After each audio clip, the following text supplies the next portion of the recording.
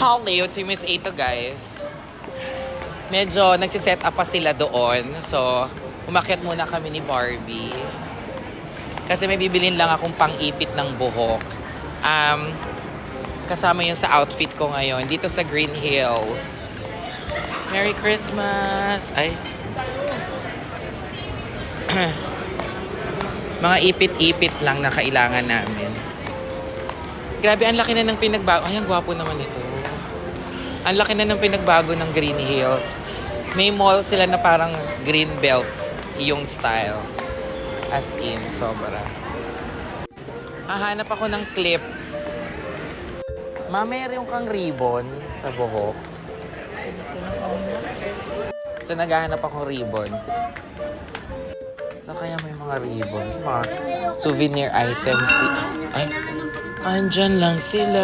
Yes po. Ribbon sa buhok. Ay, sa buhok pala. Oo, pang clip, dalawa. Ibon ng gift wrap.